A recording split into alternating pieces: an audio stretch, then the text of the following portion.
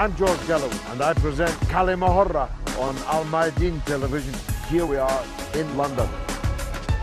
I speak my words freely, either in Parliament, on television, here on the streets of London. كلمة means free word. That's what I speak. So كلمة is a two-way conversation. Check it out on الميادين television. Welcome to كلمة with me, George Galloway, on Mayadeen television, coming to you from London, but discussing parts much farther away. The Italian elections, but not only the politics of Italy, because frankly, throughout Europe, and you could argue in the United States, the centre cannot hold. Everywhere, people are rising up. Sometimes it takes a left form, more often a right form, but the centre, the status quo, the establishment in Europe and in the United States is under threat as possibly never before. The centre cannot hold because it has failed. It has failed people on the economic level, on the societal level, even on the foreign policy level, to which I'm sure in the course of this evening we will turn. I'm joined, as always, by an audience of distinguished experts, including a new Italian member of Parliament, and clerics and experts of all kinds. But there are enthusiastic amateurs too, like myself. The Italian election was, in retrospect, very easy to call. I actually did call it on my radio show with an expert from King's College in London, no less, very distinguished academic. I told him that the Five Star Movement were going to win the election. He laughed. Oh, how he laughed. They're not laughing now, because that Five Star Movement, a populist movement, neither left nor right, but populist, struck a chord with what public opinion was thinking and increasingly saying. They're neither left nor right. There are other parties that are unequivocally right. The League, formerly the Northern League, now the Italian League, is undoubtedly very right-wing.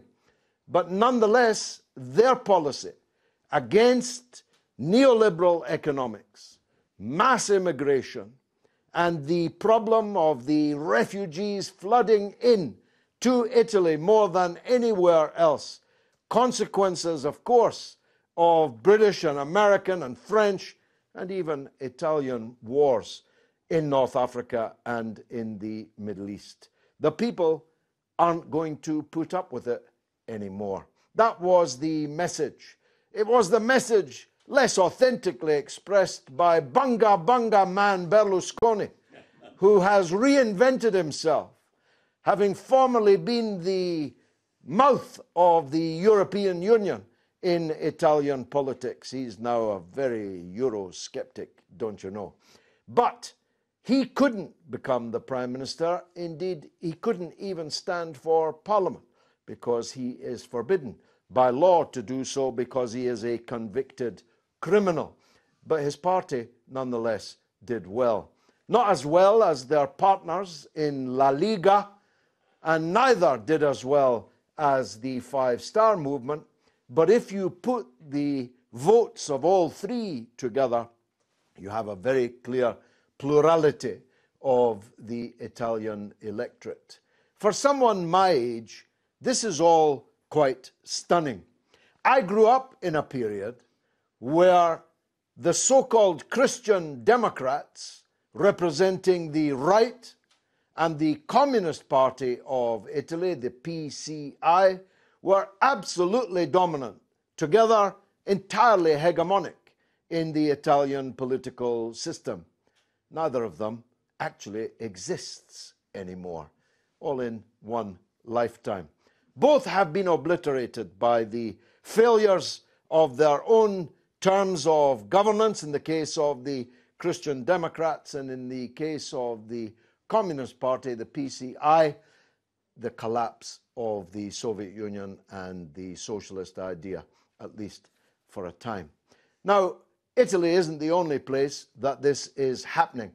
In the German parliament, the idiot Social Democrats, that's the Labour equivalent in Germany, has just voted to form a coalition government with the Margaret Thatcher of German politics, Angela Merkel. Imagine a coalition between Jeremy Corbyn and Angela Merkel or Theresa May. It's grotesque, a double-headed beast. What could possibly go wrong? Well, everything, when you consider that the official opposition in Germany is now, therefore, the Social Democrats having joined the government, the official opposition is the Alliance for Deutschland, AfD, which is, yes, you guessed it, another populist, quite right-wing party. People say, what about Macron in France?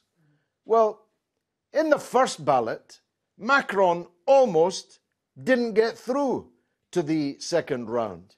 If you add the votes of Mr. Mélenchon on the left and Madame Le Pen on the right together, they came quite close, actually, to being the two candidates in the runoff.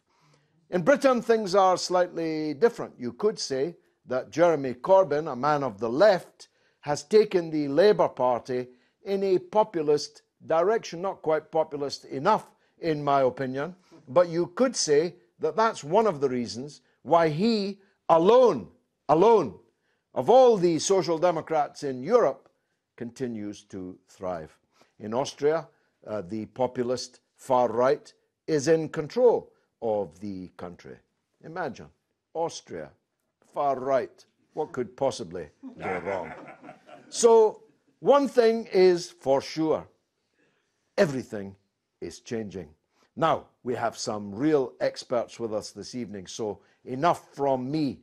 The man with the microphone I recognise. He's one of Britain's hottest young journalistic talents. From a magazine called Westmonster, which I suppose you could say, yes, Westmonster.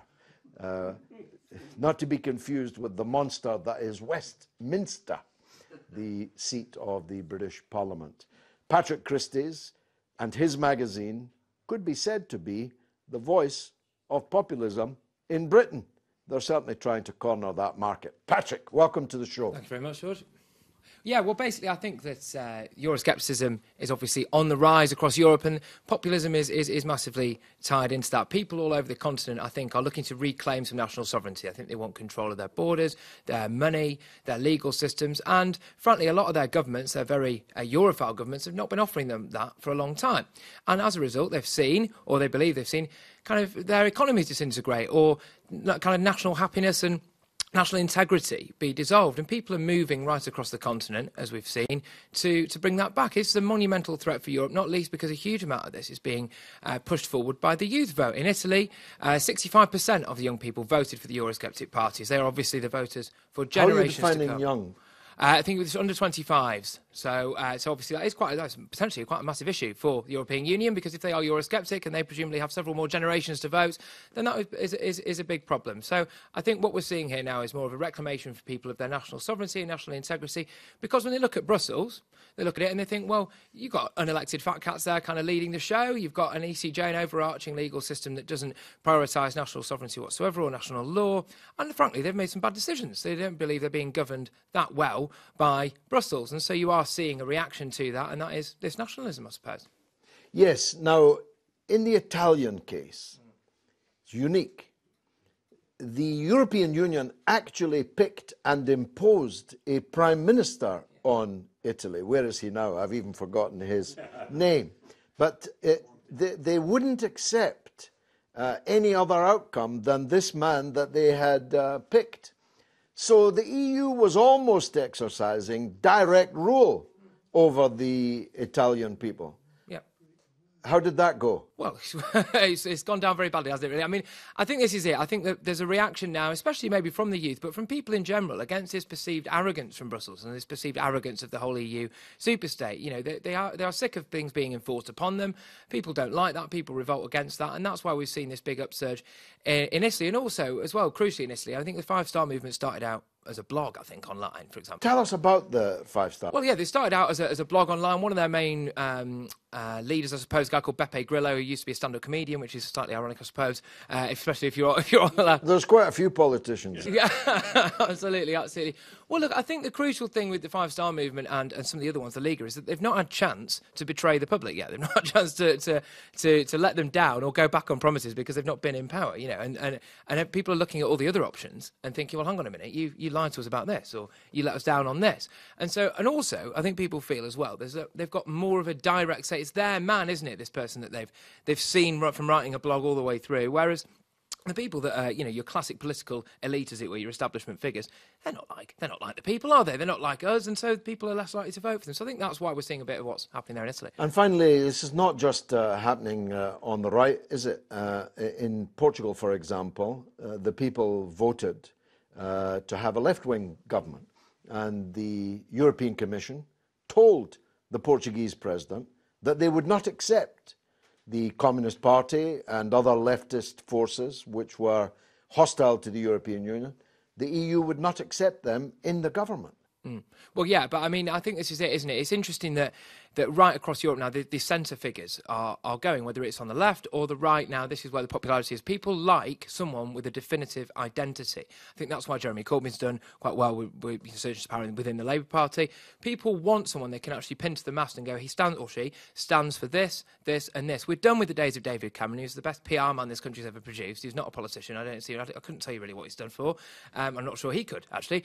And so really now people like someone who you can pin to the mast on specific issues. People want someone they can get behind and unite behind. And even if you disagree with that, you respect them because you know where they stand. And I think that's what we're seeing now over Europe. And actually, I think that's probably for the best, personally. Now, we have a centrist member of Parliament with us. Massimo, why don't you take the microphone next? Was my analysis of the Italian political scene accurate in your view? I think I disagree on many things you said, George, if I have to be honest. I want you to be as honest as possible. Of course. And this program is called Kaliма, which means free word. Fantastic, and thank you for the invitation, and to all of you and your guests. No, the main point is, if I may, my opinion is I don't think the young people of the South who voted against the establishment or the mainstream parties, I don't think that theme of the European Union was the dominant one. An example is that Five Star itself, they changed their position on the euro during the campaign. It's a marginal one. I don't think it was central. That's the first point. They did well, though, didn't they? The Five Star movement in the South swept the board. Absolutely. That's the tragedy for my party. I belong to the Italian Democratic Party. And of course, we lost connection, the sentimental connection with the young people in the South. Totally. We are a divided country. And that's the first political battle for us, is to reconnect with them. That's absolutely true. Also, I disagree with another point. Nobody has won the elections. I mean, of course, Five Star, 33%, they are the first party, but nobody is really able to form a government unless there is an alliance with the right wing. That's always the case in Italy, of course. Indeed, unfortunately, due to our parliamentary republic system. The other point I wanted to make is I accept the European Union has got a lot of problems, especially the euro. I mean, of course, we are the mostly pro-European party in Italy, and we see the union as an anchor to say, for the future. But of course, if the European Union stays the shape it is and the form it has, it will not survive the next crisis. So we want a more social Europe, like, for example, the introduction of a European employment mechanism. We want a more human Europe, meaning, for example, to modify the Treaty of Dublin. And we want a more political Europe. And so, for example, the direct election of the President of the Commission by the European citizens. So we want a reform, but we think we can do much more within than from outside. Of course, as I always say, if my auntie had a beard, she'd be my uncle. These things that you want, none of them are going to happen. So tell us, I'm sorry to intrude on private grief, tell us how badly your party did do. We did terribly. We got 18%.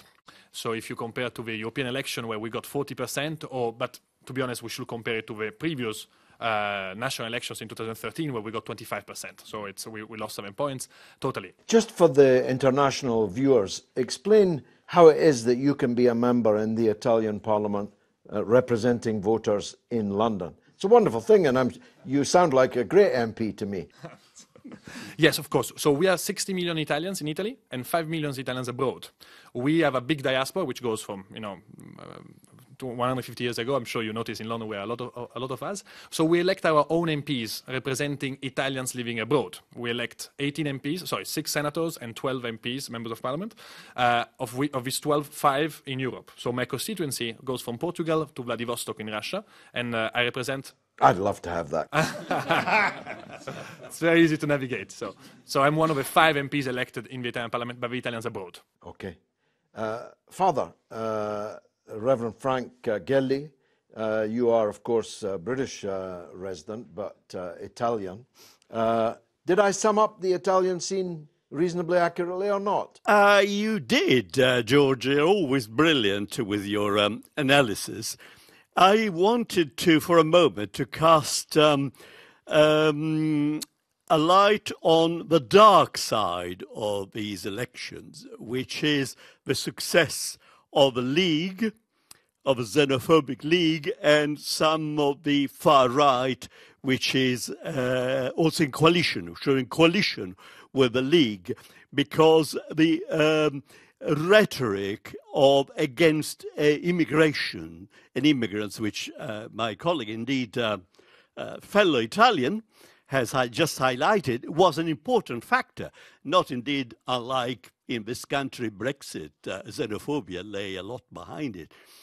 But the paradox is this. See, these far-right, extreme right groups, and of course, let's not forget we got the extreme center around today, like in this country, so clamoring for war with Russia and so on. You can be extreme in the center as well. But these extreme far-right groups are all supposed to stand for family values, for conservative values, for children, having family, having children. Now, the paradox is that they are against immigrants. Let's not fool ourselves. That means Muslims. Largely Muslims, because so many of these immigrants, desperate people, arriving, clamoring on the gates of Europe are Muslims. And so it's the fear of Islam, it's Islamophobia. But the paradox is that many of these Muslims are actually quite conservative in terms of family values. So why is it when Mr. Wilders complains of course, in Holland, maybe the Pope of all Islamophobes, says that these people are actually undermining building mosques, not enough churches. Well, are the Muslims stopping Christians from going to church? I've not found any Muslim with a turban standing at the gate of my parish saying, you can't come in, go to a mosque. So this absurd rhetoric against Islam from a point of view of parties which are actually meant to represent values which are very similar to conservative traditional Muslim values. So this is the incoherence, the contradiction of the far right, which is actually casts some doubt upon their own credentials, if I may say so. It's also about colour, isn't it? You say that most of the immigrants arriving in Italy are Muslim. I don't know the numbers on that, but I do know that a very significant number of them don't look like you or me. They are darker than us and sometimes very dark in complexion indeed. So it's not just about religion, it's about otherness, difference, isn't it? I mean, I had a girlfriend in my youthful days in Italy. She was from Calabria. You sure you should be saying that, Father? Well, like St. Augustine, he said, make me, make me chaste, perfect, and make me chaste, but not make yet. me chaste. You can quote Augustine better than I do. Maybe you failed your vocation. I mean, her skin was actually darker than the skin of Meghan Markle. So Italians are not this absurdity of race. There is no Italian race. As I submit, there is no British race. There is coalition. And so the whole argument, undeniably, there is, you can identify the other from outdoor signs far more directly. But let's not forget, Islam is not a race. There are Muslims in Bosnia, Muslims in Turkey who are whiter than many Englishmen. It's a fascinating start, and there's much more to come. You're watching كلمة with me, George Galloway, on Al-Mayadeen television.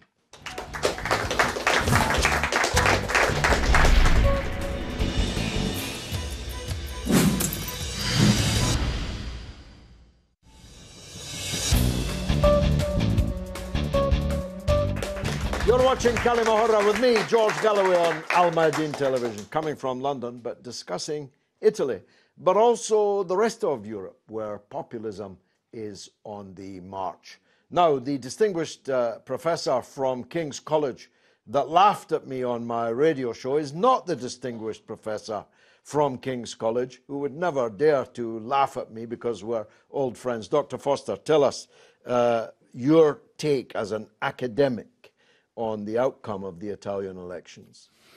Shortly after the Scottish independence referendum, I remember reading an article in The Spectator which began with the immortal lines, "Do you remember when politics was boring?"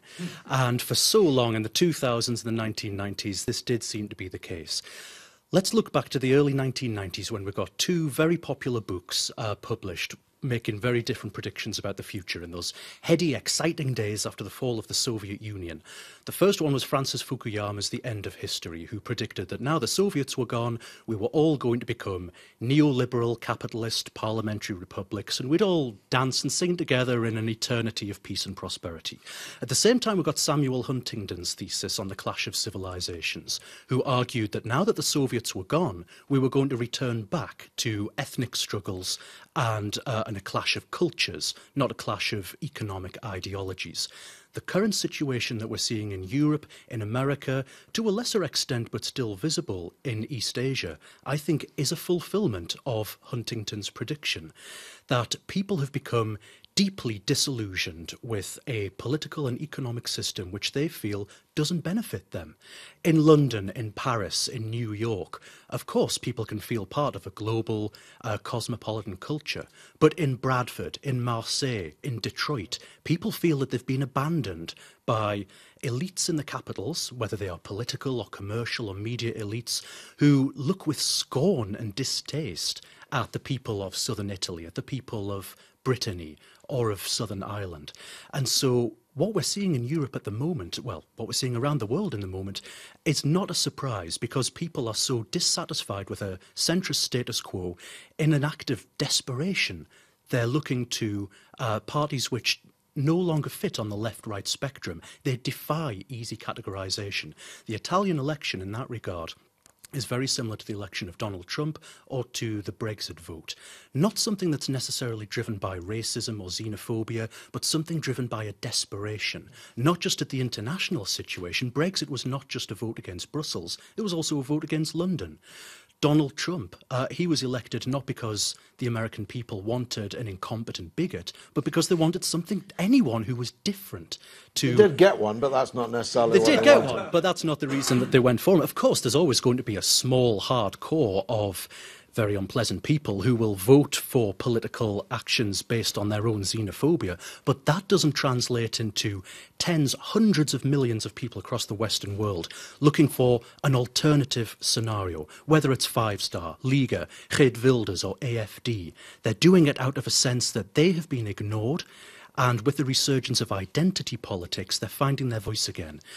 We could look at this in a similar way to Newtonian physics. In Newtonian physics, every action has an equal and opposite reaction. Over the last 20 years, the rise of a very vocal and well-organised left and its preoccupation, if you like, obsession with identity politics has ended up creating a more increasingly vocal right wing. Or, well, we would say right-wing, they might defy easy categorisation, who are also concerned, maybe obsessed with identity politics. The two are symbiotic. So the rise of the right is not an isolated phenomenon. It's something which we've been predicting since the mid-1990s and something which would be a natural outcome of the emergence of an identity-based left. I wanted to test something that Reverend Gilly said which I strongly disagree with. The idea that being concerned about mass immigration makes you a xenophobe is, I think, belied by our own experience here in Britain, because EU immigration here is white immigration. I take the point, in Italy it's not. But as Father Gilly said, there's no Italian race, neither is there a British race, but there is a Caucasian European race, and most of the EU immigrants here look like us. You couldn't tell whether you, frankly, were Polish or Slovakian or English or Scottish and so on. So I'm concerned that mass immigration myself, because it drives down wages, because it drives up rents, it places pressure on public services. Now, of course, going back to my auntie and her beard, of course, if we had a government that did things differently, that wouldn't be such a problem. But we don't have such a government doing things differently. So it is a problem. You're not a racist per se to be concerned about large flows of people coming ready to work for less, some cases much less, here, are you? This is absolutely the case. We could look at, say, China, or no, a better example would be Japan, which has one of the lowest immigration levels in the world. Now, imagine if 1 million Europeans or 1 million Indonesians had tried to gain access to Japan, or even if 1 million Japanese had moved from Honshu to Hokkaido. The concerns would not be racial or ethnicist. They'd be concerned about massive pressure on infrastructure and resources. They'd be concerned about wages plummeting. So, yes, there can be a xenophobic, of course there's always going to be some element of a xenophobia behind opposition to mass immigration, but it's not the only factor. And this is something that we seem to have forgotten in this country, especially in the aftermath of Brexit, that it's now become the case of increasingly in media dialogue from my side, the remnants of the Remain campaign, anyone who dares to criticise Europe or mass migration for any reason is automatically branded worse than Nigel Farage. Now, any sort of immigration is going to have identity aspects to it. If we could go back to the father's point that he made about family values being shared by the likes of Geert Wilders and conservative Muslims. I fundamentally disagree with this, because if we take something like family values, they don't mean the same in different cultures. So the family values of Northern Ireland are going to be very different to the family values of Yemen or the family values of South Korea. So we could see superficial similarities between different cultures. But those similarities are significantly less than the very visual, very symbolic, very everyday differences which divide people. So it's not a lot of opposition to migration across Europe, especially in the aftermath of the migration crisis, is not based in racism. It's based in a genuine concern that one identity is being eroded at the expense of another. What kind of identity? This would be the Western... Give Father Gilly the... I think xenophobia is a fact. And if you talk about identity, then you've got to specify what you mean by identity. Is it people who look different? Is it people who have a turban? And in this country, people can't even tell the difference between a Sikh and a Muslim. There's a Sikh who stopped going to a club because wearing a kind of turban, people can't tell the difference between a Muslim turban and a Sikh turban. They're quite different. But there is a xenophobic element. Fear, and also, let's not forget it. If you are a country which has run a huge empire until not too many years ago, you have a superiority complex. George Orwell said British people feel superior to foreigners. And he was no racist. He disapproved of that. But he knew, when he wrote The Burmese Days, he knew what it was like to lord it over the, whatever word you want to use. So we are sort of, hiding our head in the sand. Well, look, in Burmese Days, which was, of course, based upon himself, the character Jim Florey, the colonial official, was actually Orwell. I think he had actually very dodgy views on race. But we can all argue about how we define identity. It's a bit like the camel. It's difficult to define, but easy to recognize. If in your street a significant number of people who don't, for example, speak your language, English people don't talk to each other anyway. so we wouldn't People in know. London, So we you wouldn't don't talk know. to your neighbours. Let's.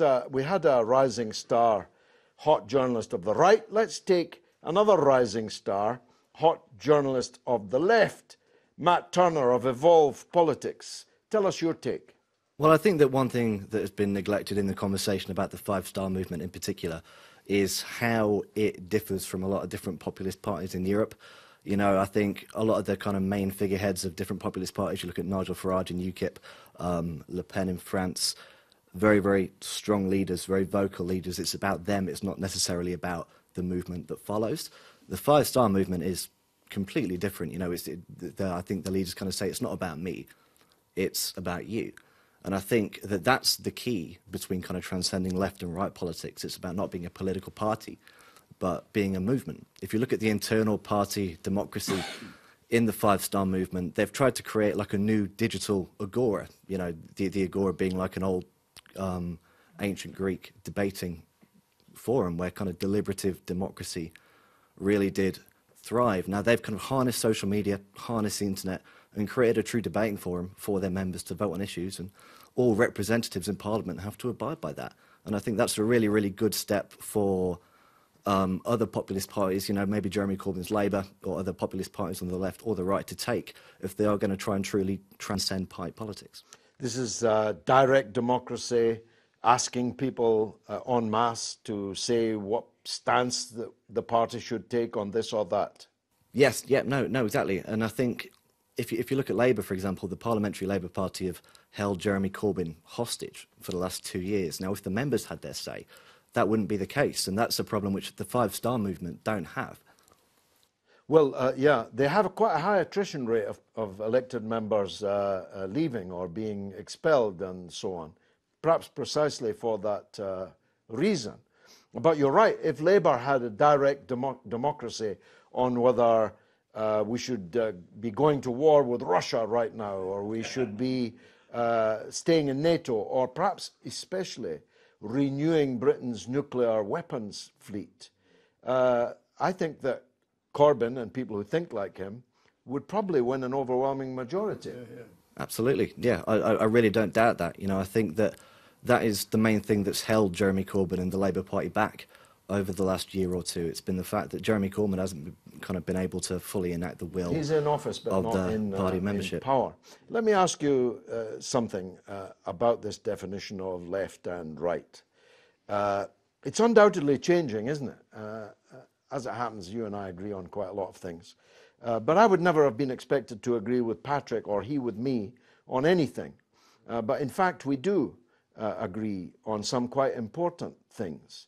And thus, either I'm changing, he's changing, or the definition of left and right is changing. Let's take immigration.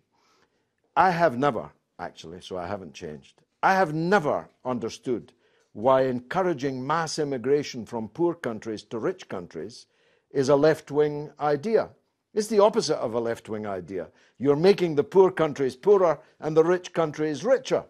If all the qualified doctors of India or Slovakia all come and work in Britain, what do you do if you need medical attention in Slovakia or India?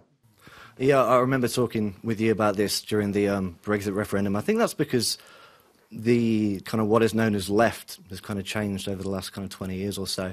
I think if you look at, you know, now that would be a liberal point of view as opposed to a left view.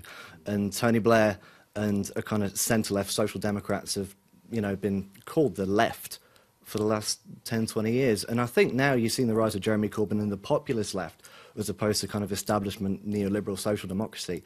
I think you will see a slight change in the rhetoric on immigration, and it won't be the kind of rhetoric on immigration that is race-baiting or xenophobic, which you do kind of tend to see from the populist right, but it will be a genuine, honest discussion about what people in their communities really want. And he may have started doing that in his speech to the Scottish Labour conference last weekend, when he used words that I just used about pressure on wages, public services, rents, and so on. Well, we'll hear the voice of the British people after this break.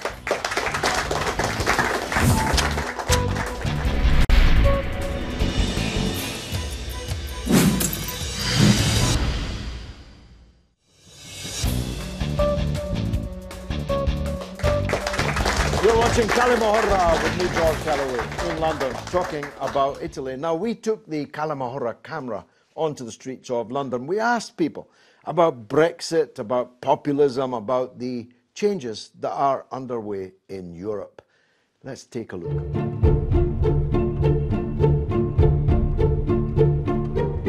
What do you think about Brexit? Oh, I don't do anything to do with that. I didn't even vote.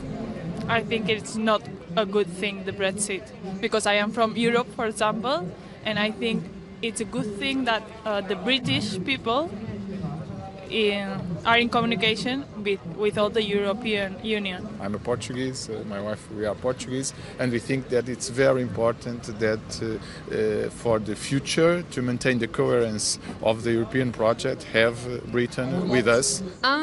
I took a class about the politics of the European Union, and from everything we studied, the Union was financially smart for some of the more Eastern countries, but for Britain it wasn't, because they were such ahead in the economy. They guided it so much, and when they left, it ruined the economy of the European Union. So I think for British citizens it makes a lot of sense, but for the people that were being helped, it doesn't. So they're upset. How do you feel about Italy possibly leaving the EU?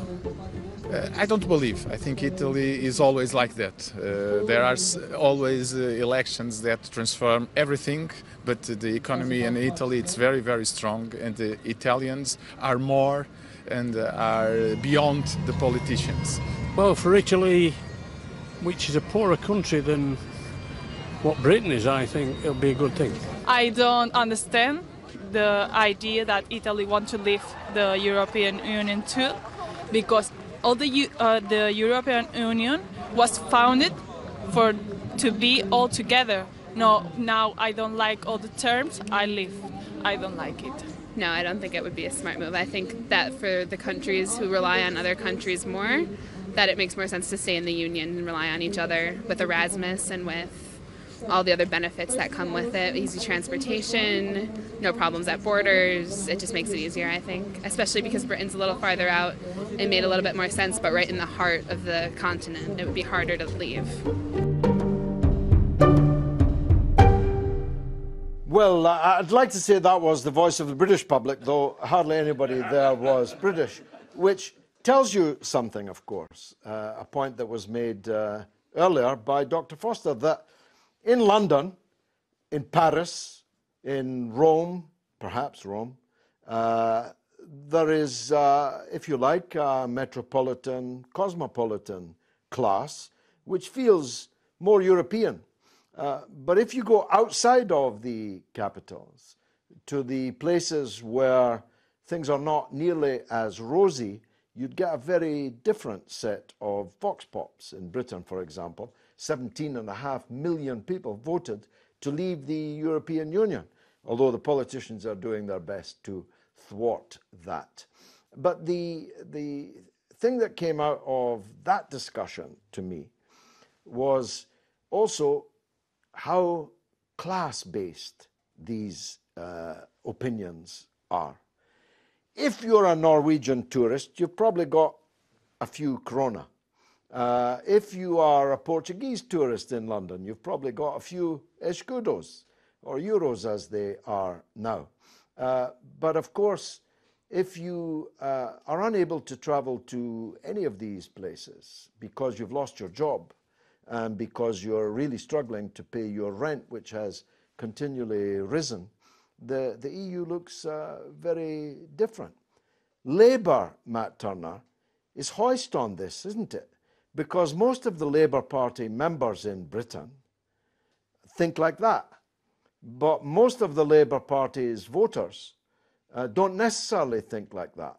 At least 70% of the Labour-held constituencies in the British Parliament voted to leave the European Union. Yeah, definitely. I think, it's been a really, really fine balancing act for Labour ever since the referendum result. I mean, they have tried their hardest, and I think they did succeed in the last election of kind of balancing the metropolitan London-based Remainers and the more industrial heartlands, which overwhelmingly voted Leave. And they've done that by being kind of very non-committal on it. You know, they've made the right noises to different kind of subsects of their membership and their voter base, and people's own kind of confirmation bias has kind of said, oh, I think they're on my side. You know, that's a positive thing. I'm going to vote for them. But that can only work for so long, especially as you have to get off the fence eventually, don't you? Yeah, no, definitely. And I think my recommendation for them would be, I mean, a lot of the arguments posited by Remainers and people who want a second referendum is the economic argument. You know, it's going to be bad for Britain's economy. But what I would say to people on the left is, ironically, that's a very Thatcherite position to take. You know, how it works out for the balance sheet, instead of how people actually voted for how they themselves feel. And their communities. Yeah. Fra Hughes, you're from Ireland, albeit the British occupied part, but you are a political man. You're running in the elections. You come from a country where there is a populist party, Sinn Féin, which is left-wing to some people, right-wing to others, liberal in some places, conservative in others. How much of this discussion about Italy and Europe in general do you recognise? Well, George, I've been very impressed by a lot of the stuff that I've heard so far, and I agree with a lot of the contributors. For me personally, it's always about neoliberal austerity. I can understand populism from actually listening to the two sides of the debate, because in essence, both people are right, but maybe coming from a different perspective.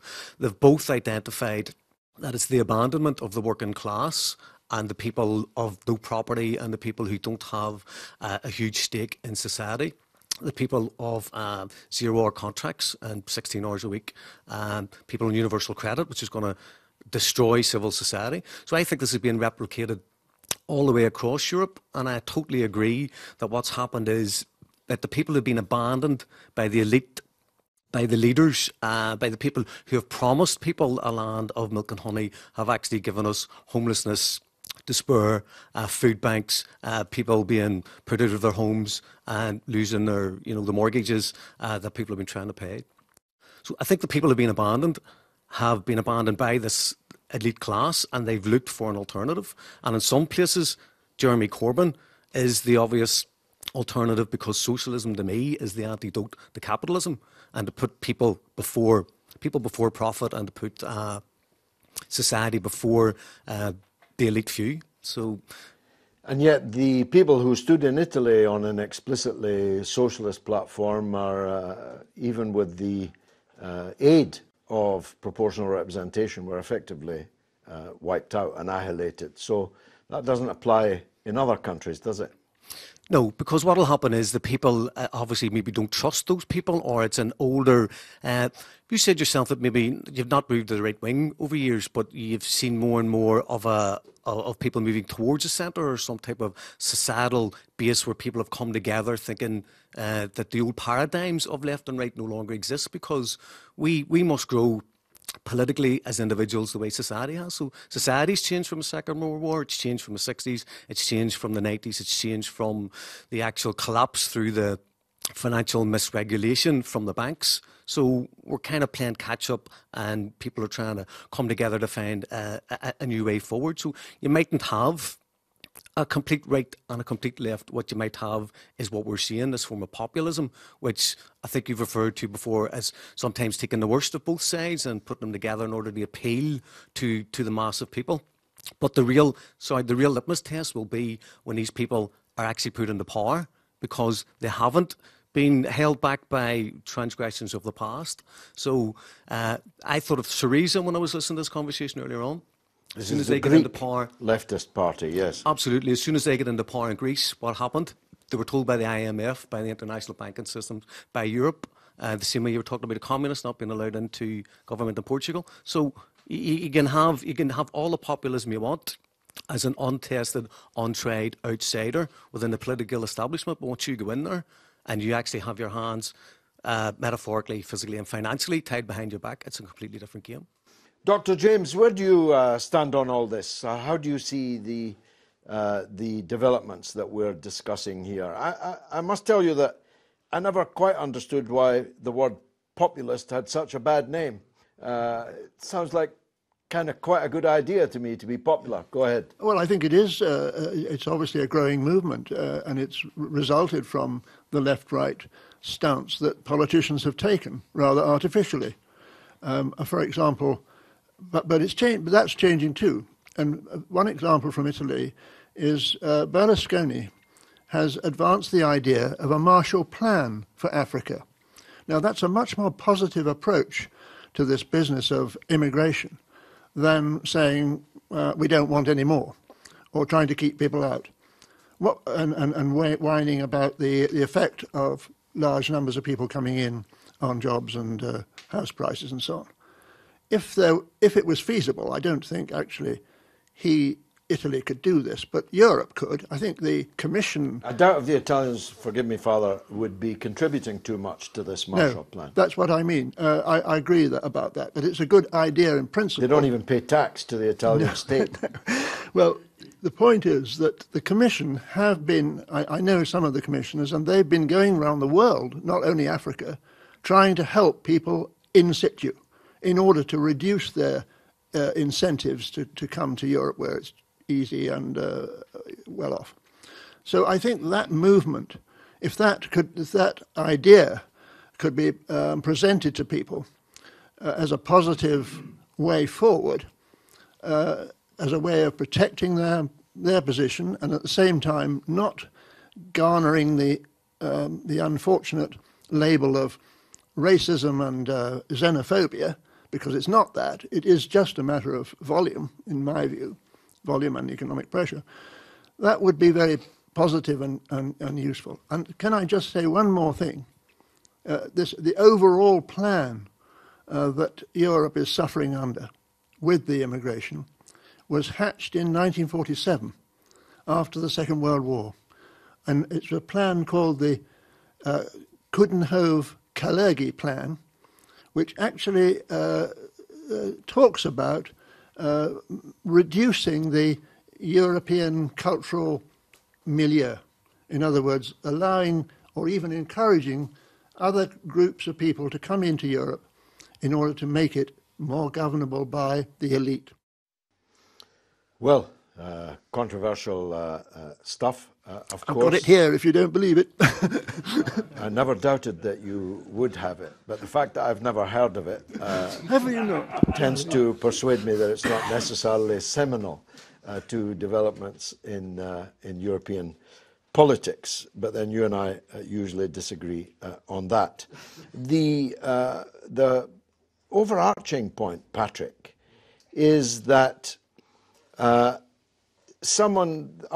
Italian member of parliament, for example, said that his party was proposing giving citizenship to 1 million of the unfortunates who have flooded into Italy. And then he was a bit surprised that his party did so badly. I'm not remotely surprised by that. Are you? No, I think it's a bit tone deaf, maybe, as to what the overall public opinion is on the ground. I think that there's no way of getting around the fact the European Union has completely bungled the migrant crisis. I mean, there were a million ways you could deal with it, and they've definitely picked one of the wrong ways of doing it, I'm afraid. I don't think initially it was with the worst intentions in mind. I don't think Angela Merkel's this inherently evil human being that wants to destroy a continent or endanger people. No, I just think it was ill thought through. I think you have two pretty obvious solutions. I would say either more prevention at source, or if you do what they've done, then massively boost your infrastructure to be able to cope with it. They've done neither of those two things, and the consequences of that have been massive public disenfranchisement. And also it's been quite dangerous because you see people that have become massively disillusioned with the project when they get here, and they get very angry and they kick off. So no, I don't think the citizenship thing is correct, as our Italian friend said. It was earlier. I don't think it is at all. I've been to refugee camps. I've been to refugee camps on the Syrian border, and they do really kind of want to go home one day. They do want it to all be sorted out, and they do want to go back. I think permanently displacing people is not the right solution. Well, my grandparents came from Ireland, and they so didn't want to that they spent the rest of their lives crying about it. Usually when they'd taken alcohol at New Year time. They never forgot that they were, in fact, Irish. They never forgot the fact that a very large number of Scottish people didn't actually want them there, and neither did they want to be there. But they came for food. They came because of economic pressures. And of course, got quite disillusioned, as you've just been touching on. It must be better to, and I may say, again, forgive me, Father, Italy has made a rod for its own back here. Italy was one of the most belligerent powers destroying Libya, which destroyed the gate through which so many of these people now landing in Italy are coming. The very Berlusconi who makes such a song and dance. Father, have I introduced you? Please.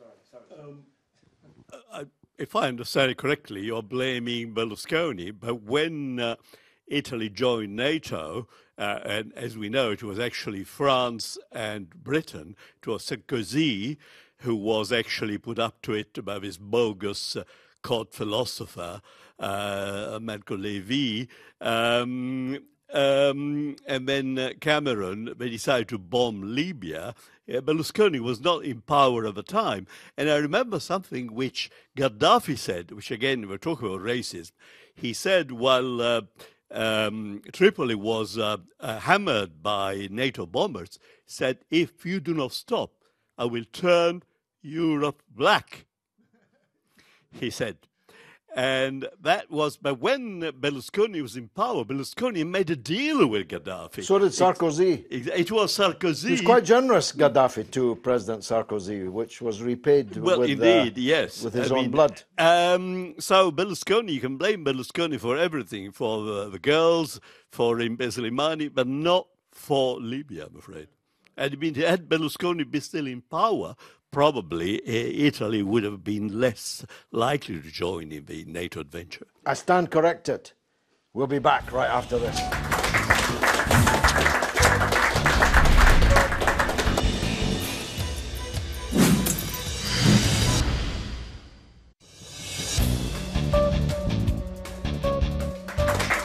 You're watching كلمة. This is the last segment, so let me press on through the audience to get other points of view. Yes, the distinguished-looking gentleman in the middle.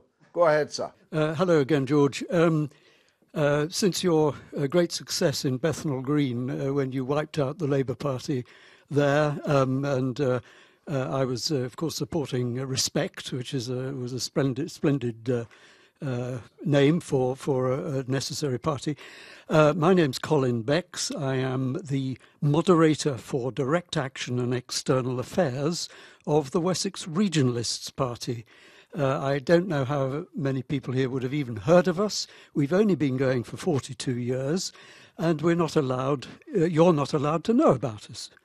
I come from this, from the direction of what I would say is biological science.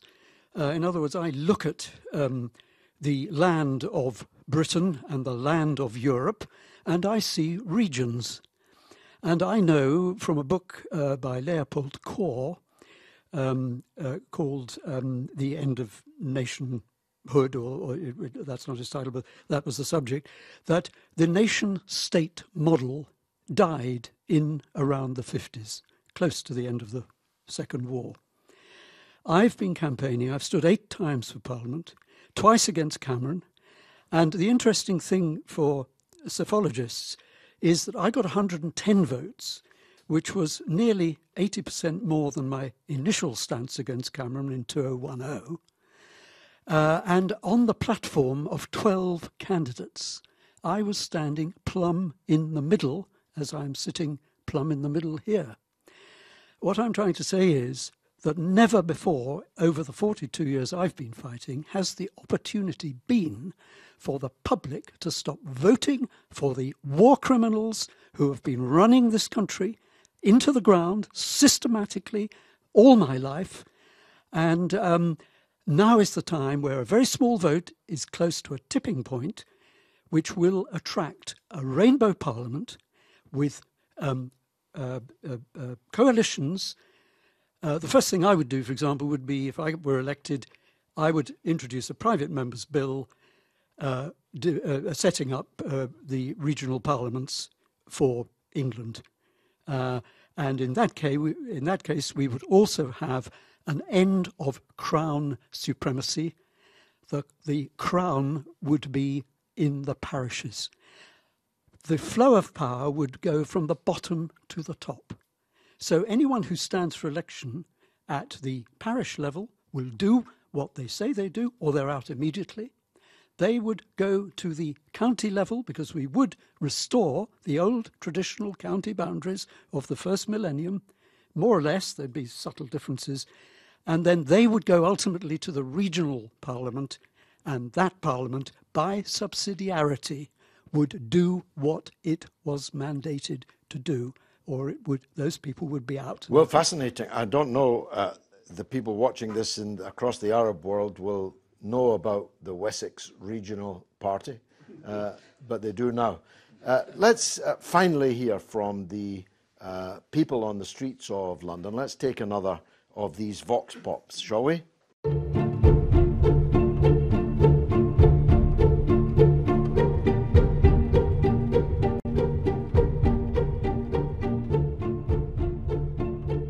Do you think that if Italy and the UK leave the EU, other countries will follow as well? Yes, I think all the countries will follow. Definitely not Germany. I think there seems to be a few countries that stick together in the EU. Once one leaves, people will start to follow and realise that it is better, but for some places it's not going to be, like here. Yes, I think they will. I know in Spain right now, Catalonia is looking for independence of just Spain as the country. So I think the movement is coming and people are wanting more independence and to rely less on the union, but don't realize the impact that it might have. It's possible. It just depends. Will people realise the value of the EU, or will they just get excited by this idea of countries and sovereignty and just kind of fall victim to kind of the propaganda basically from nationalist parties, I think.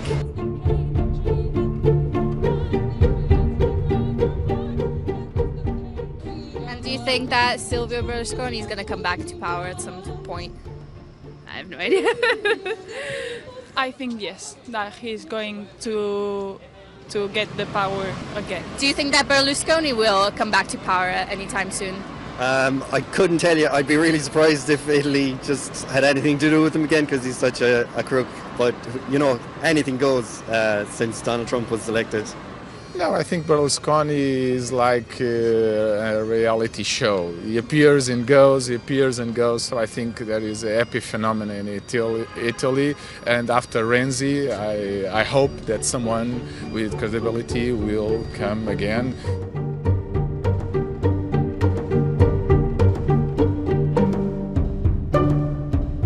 Just for those who are wondering what all those flags were in the centre of London, these are the flags of the so-called British Commonwealth, the former British Empire.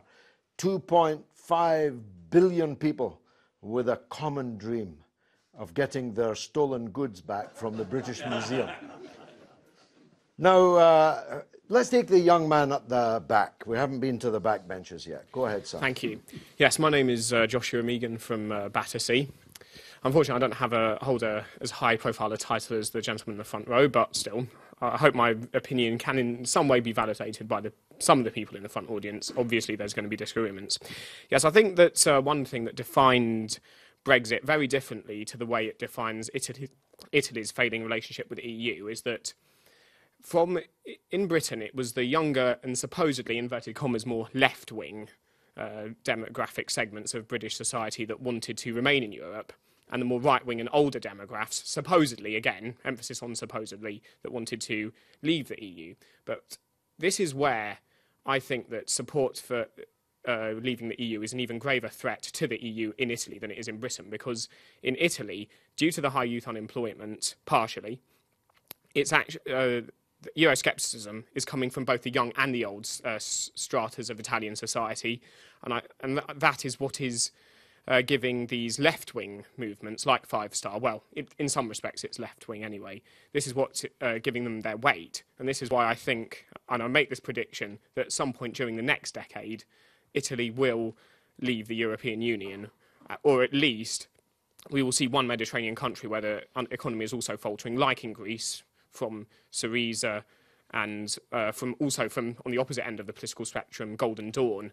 Pressures from those two diametrically opposite parties that both share a common goal demonstrate that Euroscepticism in the Mediterranean is coming from both the left and right, and for that reason there's going to be an even graver threat to the EU presents itself in that part of Europe. Absolutely. Dr. Foster, it is, I think, a truth not yet evident that virtually no country in the European Union could risk offering their people the in-out referendum that we had in Britain. Perhaps not even Germany, which, as the public have already recognized, is the major beneficiary of the European Union, and indeed maybe that was always intended to be the case. But I hold that no country could safely hold an in-out referendum because the risk of their people voting to leave is too high. What do you think? With the Brexit referendum, we have to remember, first of all, that Britain had very unique status within the European Union. We opted out of basically most of the EU's legislation and agreements. Including the single currency, for example. Exactly, and the freedom of movement. With the Brexit referendum, it wasn't so much... No, we had freedom of movement. That was the problem. With the Brexit referendum, it wasn't so much a vote concerning whether or not Britain should be part of the EU. The Brexit referendum was called in order to kill off UKIP and try and bring voters back to the Conservatives. UKIP being the overwhelmingly Euro-hostile... Exactly, the newcomer Eurosceptic party, and it backfired quite spectacularly for the Conservatives, as we know. So having a referendum in a country like Britain would be very different to having a referendum in a country like Italy or Greece, which are part of the Eurozone and much more closely attached to Europe. Now, the question of other referendums coming up, it's something that was being trumpeted in the immediate aftermath of Brexit by people like Marine Le Pen, by Geert Wilders, by Viktor Orban. They've now abandoned that rhetoric. As we saw in the Czech Republic in December, when the ANO party, a very Eurosceptic movement, swept to power, they quickly dropped the idea of a referendum as well. Now, there are different analyses as to why this has happened. One that convinces me is that other European leaders, Eurosceptic or not, look to Brexit and the debacle that both the UK and the EU are making of it and think they don't want that debacle, and also they don't want a close split between their populations. We had a very close minority on one side of the vote. If that was to happen in other countries, we could see more polarity and hostility between them. To go back to the gentleman's question on the youth vote, it's an interesting paradox because as much as the British media framed Brexit as being old Eurosceptic, young Europhilic, that wasn't the case. The various analyses that are coming out are showing that there's only one real correlation, and that's urban or small town and rural, where the big cities voted for Remain and the small towns and the countryside voted for Leave. The age demographic doesn't seem to be as significant as we think. But what we're seeing across Europe, in Italy, in Greece, in Germany and Poland, is young people who are throwing their weight behind Eurosceptic movements, because for the young generation, the European Union is no longer the alternative to the status quo being war, Soviet invasion. The European Union was an alternative to that. Now for them, the European Union is the status quo, and they associate it with unemployment, with not being able to get a mortgage, with having astronomical debts that they can't hope to pay off. So there is this curious paradox whereby we would think that young people have the most to benefit from being in the EU, but increasingly they are turning against it because they associate it with an outdated system. Now, the European Union is only half formed. It was founded in the immediate aftermath of the Second World War, not because of some conspiracy about repopulating Europe, but in order to prevent another war from breaking out between European nations. It had to be undemocratic in order to work. We don't vote every time the Bank of England wants to change the interest rate, because what do we know about it? So it had to be undemocratic, it had to be run by experts. But after the Maastricht Treaty in 1993, it took on the powers of a state rather than the powers of an economic bloc. And suddenly having state power but not democratic legitimacy means that it's halfway formed. It can't survive in its current form, but that doesn't necessarily mean it's going to collapse. There is still a potential for it to reform. It could go forward or it could go backwards.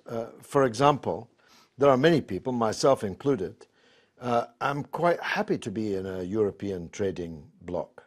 I just don't want to have a European state, least of all one that I can't be allowed to vote for because it wouldn't work if I did. That's a monstrosity for me. I think for many millions of people, the idea of living under rules and an approach that other people are setting when I didn't elect them and cannot remove them. There are two ways for the European Union to go. One is to go backwards to the European Economic Community of the 1970s and the 1980s, which wasn't perfect, but it largely worked, as it didn't have the powers of a state. But it's very difficult to unmake history, and that would be depending on European commissioners voting themselves out of a job in order to go backwards. That's not going to happen. The only other option is for Europe to become even more European, to concentrate even more powers in Brussels with a democratically elected government. What could possibly go wrong with that? Finally, Reverend Frank Gelli, Italy traditionally takes a while to form a government. In fact, like some other European countries, Belgium, for example, just set a world record of not having a government at all. I think for well over a year, maybe even more than that. When will Italy form its government, and who will that government be? You're asking me to be prophetic. I'm afraid amongst my innumerable gifts, I do not have the gift of forecasting the future. You were the man in the audience most likely to have. Yes, I could go on about that, but I think I will spare you that. But to some extent, it depends on the president, Mr. Mattarella, to what extent he is proactive, to what extent he has a strong hand in persuading, because the previous president was far more forceful in trying to bring people together, for different parties together. Mattarella far more hesitant. So the whole thing is in the pipeline. It's impossible to say. But I only want to say something. I'm not so sure the young people in Europe are become so anti-EU, because many have benefited from it. For example, on the famous Erasmus scholarship system, many students, universities, can get a stint of several months paid in another European country to learn the language. But then we're back to class, you see. No, but wait a minute, no. Half the young people in Spain are unemployed. I have a counter-argument. Erasmus might as well be on the moon. I have a counter-argument. There is a special scholarship which the EU gives to some parts, certainly from the south of Italy, traditionally more or less developed, where students, these are high school students, not high college, not university students, who can actually do stints here in the UK, paid, and they go to School of English, and then they go on their tours, tourist tour paid for. Some of them have a stint in charity shops and so on. And actually, because one of the hats I wear is actually leading around some of his groups. And so they do exist, and they do benefit from it. Well, frankly, in my view, that's fiddling while Rome burns. The reality is half of the young people in Spain are unemployed. Nearly half of the young people in Portugal are unemployed.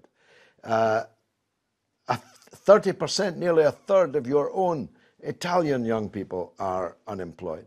I'm afraid a job in a charity shop in England or an Erasmus scholarship. They learn language. They want to learn English. We have, if I may close with an English phrase, that won't butter many parsnips.